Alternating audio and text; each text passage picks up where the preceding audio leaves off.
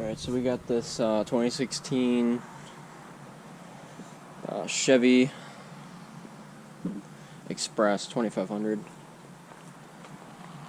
and the issue with it is that you can't fill the gas tank.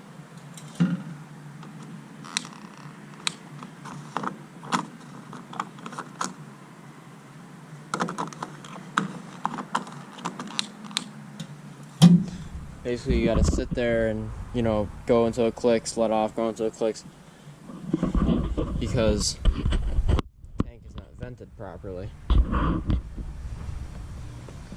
Check engine light is on as well. Another complaint. So the complaint: check engine light on, can't fill the gas tank.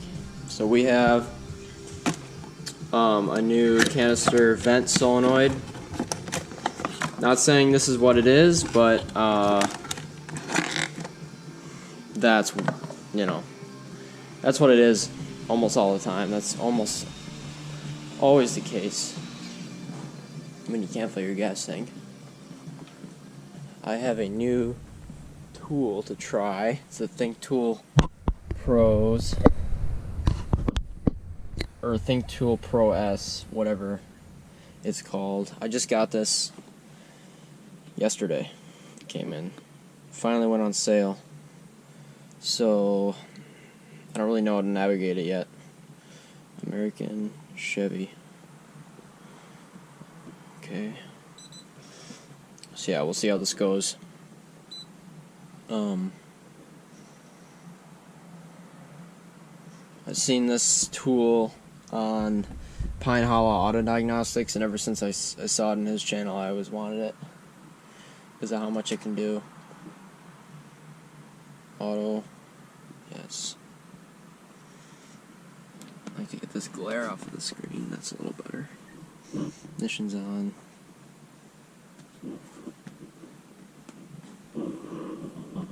Dang, walk away.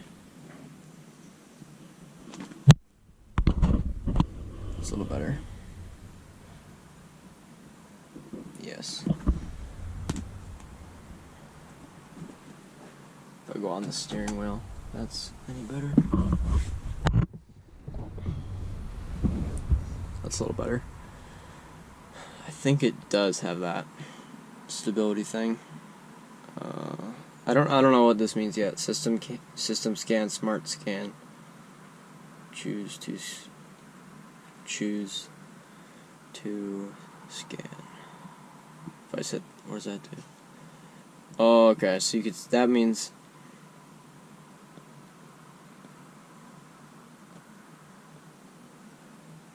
So I'd have to hit like chassis, and then I could hit that. Smart scan. 2 codes in the ECM and the BCM. It's got this aftermarket radio completely hacked in, so I'm sure that probably is going to have something to do with it. I'm sure we're going to have codes in the radio. Never mind. Guess it's not equipped with that.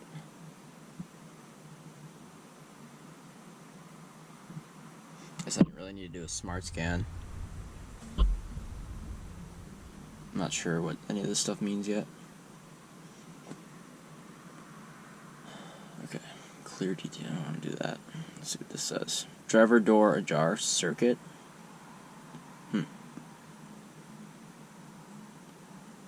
RCDLR, remote control door lock receiver. That's because this does not have tire pressure sensors in it. EBCM, device 1, voltage low. Okay, not worried about that right now. We are worried about this. Ooh, we also have heated oxygen sensor, signal stuck lean, bank 2, sensor 2. So that's not good.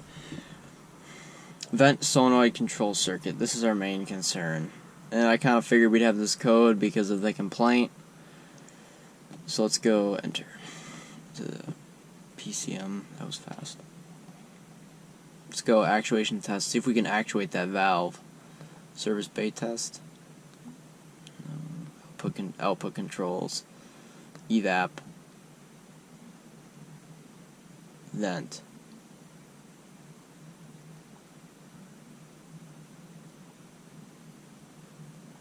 Not hearing anything.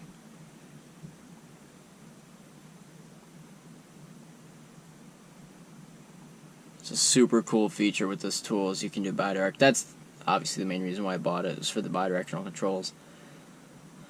What's awesome though is that this doesn't have any freaking cords on it. So we could take this entire thing, just walk back here, right by the tank, and do that same thing. So it's evap, vent. Put you guys under here is the tank. On, off.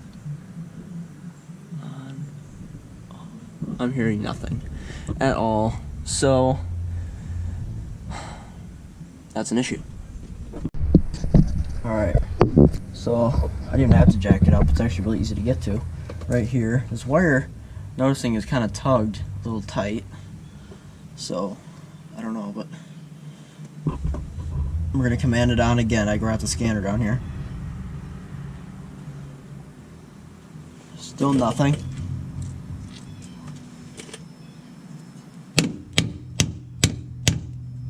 On. Off.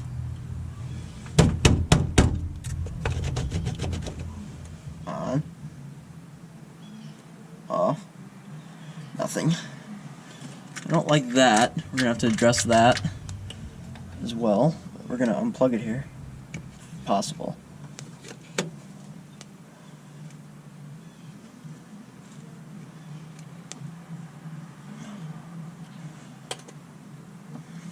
This little red lock tab has to pull down first, and then I can push the tab and unlock the connector.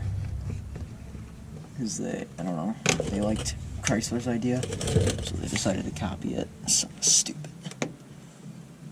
Usually they snap off anyway, it doesn't even matter. Alright, here we go. So now that comes down. Then I can push in here. I need two hands because this thing's all kind of full of salt. Crap.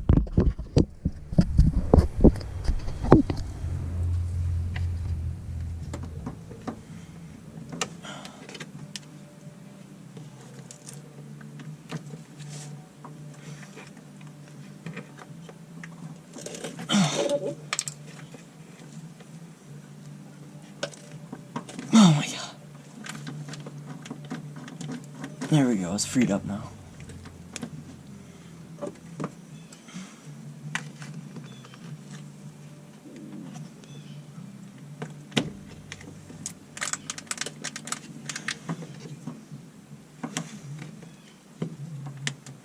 So you can reach in through the top and probably way on it like that. Okay, finally. Inspect these wires. They don't look too bad. Actually, they look really good, but this is stretched. I think this is wrapped around the wrong way. We wrap it underneath instead of over the top. See, it reaches a lot nicer. See all that slack now? So I think they had it wrapped around there the wrong way. This has possibly been replaced before. It's a lot better. Let's get a lot of slack. Anyway, now what we're gonna do is we're gonna take a test light. Test light. It's got two leads. You just soldered these little things on. Probes. We're gonna probe right into the connector. Okay. Probes in there. We're gonna command it on.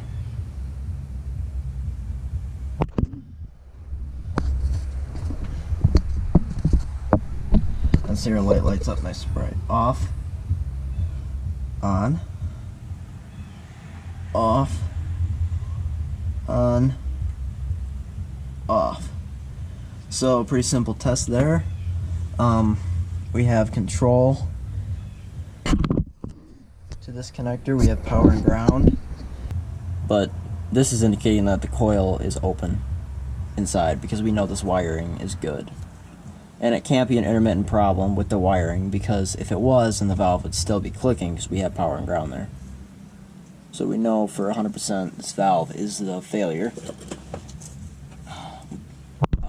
and it can't be fixed because the valve can't be repaired. I mean, because it's the coil that failed.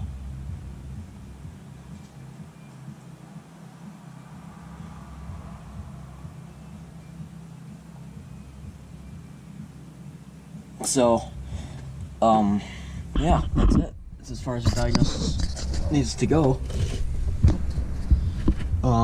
Obviously that was pretty simple with the right tools. Not everyone has a, $1,000 scan tool that you can command the valve on with.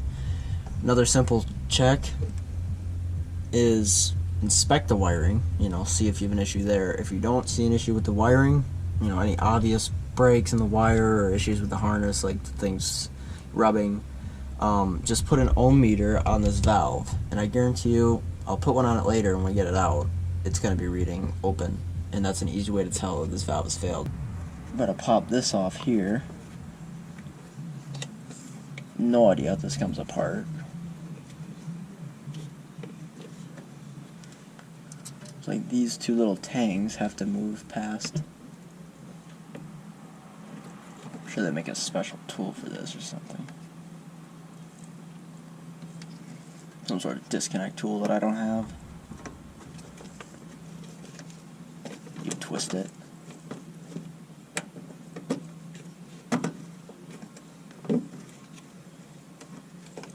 I think this is just how I want to zip tie.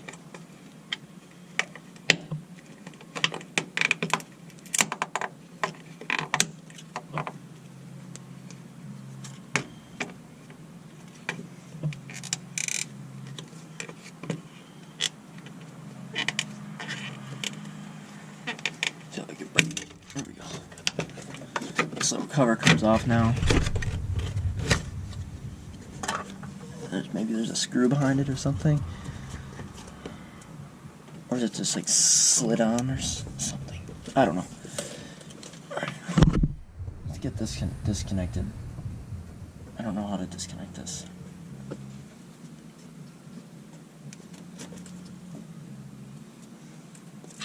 I can just push it forward and then put a pick under this, lift up on it.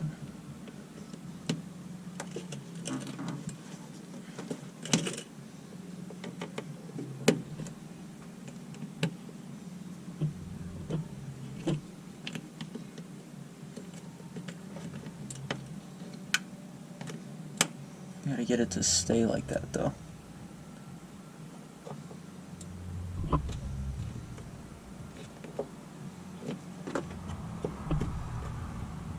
There we go. Gotta pass those tabs. Now it should come off. There we go. Alright, so that's off. Now we gotta get this valve off. I'm gonna go grab the new one. Hopefully that'll tell us how that one's attached. I'll be back in a sec. So here's this new valve. Looks identical. Looks like it's got these tangs, so this thing slides off like this somehow. I don't know which way. I brought a pry bar, so I can just kind of start prying on this thing.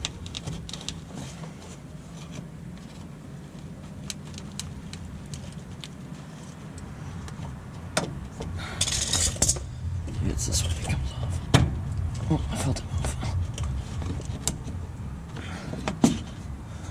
There it goes.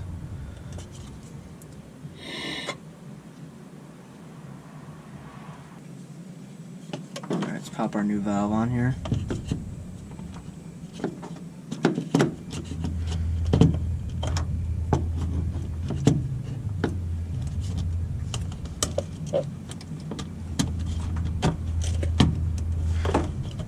Okay, that's on. Plug her in. Does this go around that? I think so. Had to have.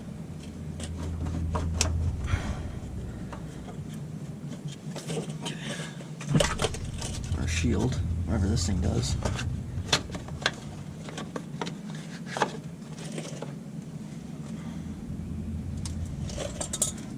Brought a new zip tie. I don't think it's gonna be long enough.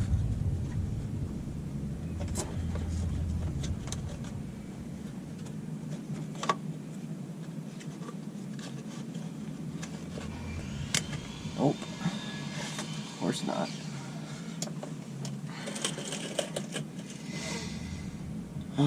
Okay, let me go get a new one. Before we even worry about that, let's make sure this thing actually works. Okay, plugged in. Let's go on. There we go. Off. On. Off. On. Off. Okay. So confirm fix. That's good. We'll get another zip tie that thing back on, or we're done. No, wrong way, idiot.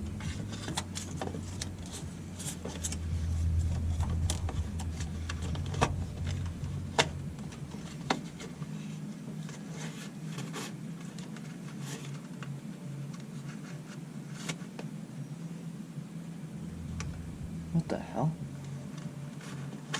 This zip tie doesn't work. The thing's cut out of it. Are you freaking serious? Why? Alright, well I don't have any of those jumbo zip ties, so to make this work, I guess. Let's put two shorter ones together. Should do the job.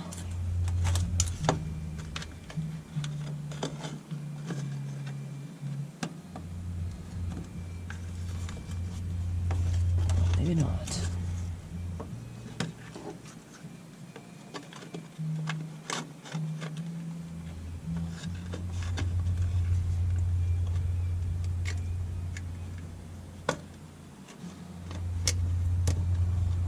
Oh my god. This is so stupid.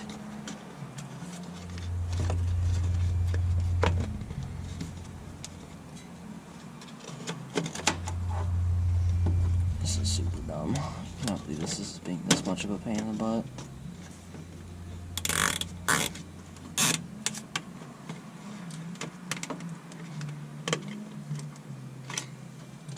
Okay. Success. Cut this one without cutting the actual wires. That would be a freaking nightmare.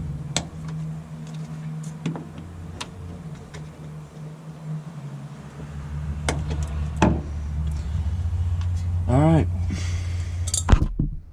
Perfect. Better than it was, because now it works.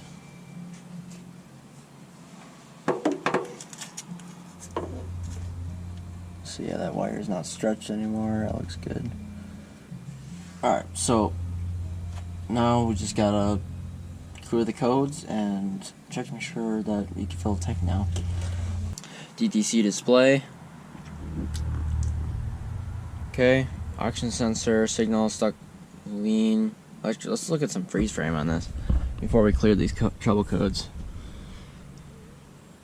Park neutral position. It was in gear when it was happening. Ambient air temp was 60 degrees. Barrel was 14.2. Three-way catalyst temperature calculated. Distance since last failure, almost 10,000 miles. Let's just clear them, who cares? Clear fault code. Yes, of course. Cleared. No DTCs. What's that little thing in the screen?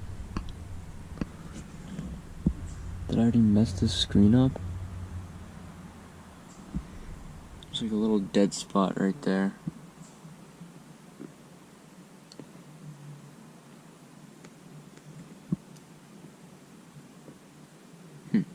That's weird. Alright, now we can clear out of here. Exit, yes.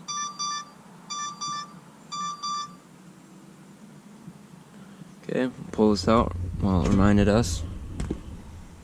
Home. Shut down. Okay, shutting down. Go key off.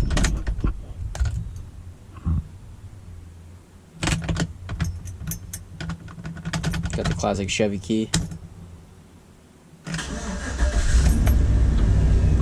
No check engine light. So we're good there.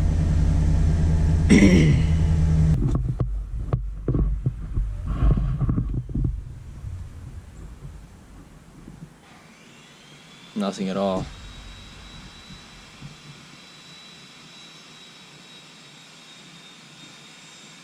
Leads are good. Actually, they're a little, reading a whole ohm, that's kind of a lot for leads, but oh well on that.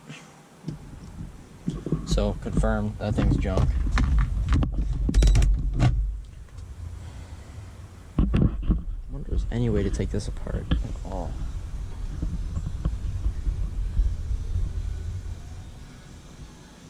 Alright, so that's all there is to that one. Pretty simple diag there. As far as doing it by yourself, it's all you can really do. If you have one of those, you need a little cheap scanner to at least be able to check the codes and clear the codes when you're done. But as long as you have a little cheap scanner and a voltmeter, that's all you really need to diagnose that. 'Cause you can just check for resistance in the valve. Alright, so that's all there is to this one. Thanks for watching.